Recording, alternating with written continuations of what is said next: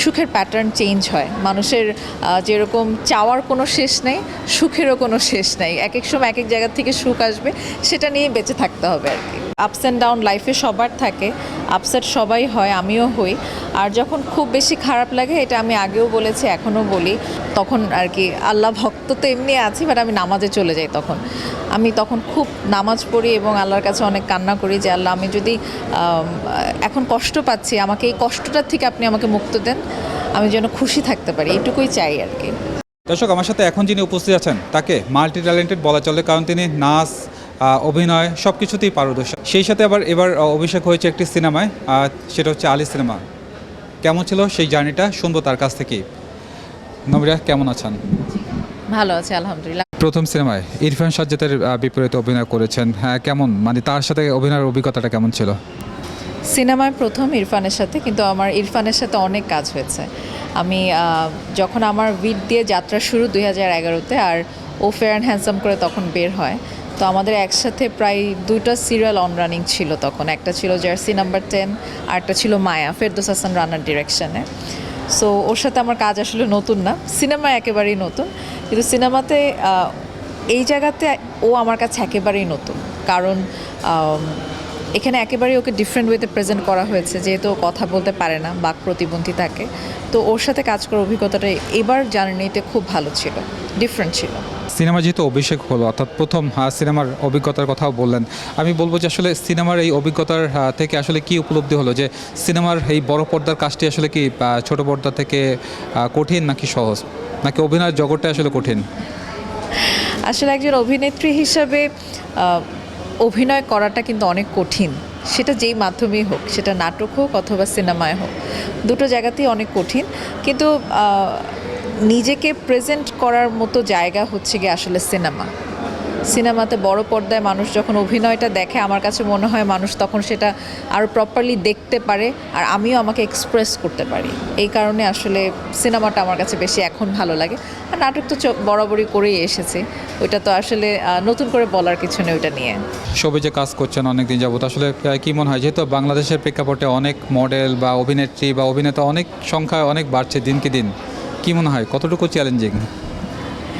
আসলে আমার কাছে এগুলো কোনো চ্যালেঞ্জ মনে হয় না, এটাকে চ্যালেঞ্জ বলে না। সবাই সবার জায়গা থেকে কাজ করবে, যে যার যোগ্য অনুযায়ী জায়গা নিয়েই কাজ করবে। এখানে চ্যালেঞ্জের কিছু নেই আসলে।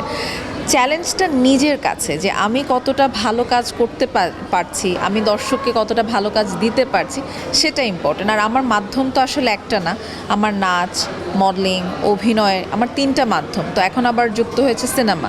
তো আমার 4টা মাধ্যমের জায়গা থেকে আমার কাছে সেটাকে চ্যালেঞ্জ মনে হয় না, আমার নিজেকে নিজে চ্যালেঞ্জ মানে এখন মনে হয় যে আমাকে এটা করতে হবে, ওইটা করতে হবে, ভালো স্ক্রিপ্ট নিয়ে কাজ করতে হবে, ভালো একটা গল্প সিলেক্ট করতে হবে, যেই গল্প দিয়ে আমি দর্শকের মন জয় করতে পারবো, সেটা একটা চ্যালেঞ্জ। আমি যদি অভিনেত্রীদের কথাই বলি, যে অনেকেই বলেন যে আসলে অনেক পরিশ্রম করতে হয় বা অনেক স্যাক্রিফাইস করতে হয় সবুজে পা রাখার পরে, আপনার ক্ষেত্রে আসলে সেটি কতটা হয়েছে বা আদৌ হয়েছে কিনা একটু জানার ইচ্ছা।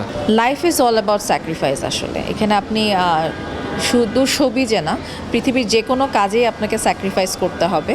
তো আমারও ডেফিনেটলি কোনো না কোনো স্যাক্রিফাইস ছিল সব ক্ষেত্রেই, নাচের জায়গা, অভিনয়ের জায়গা, ফ্যামিলির জায়গা, সব কিছু মিলে তো স্যাক্রিফাইস ছাড়া কোনো কিছু হয় না।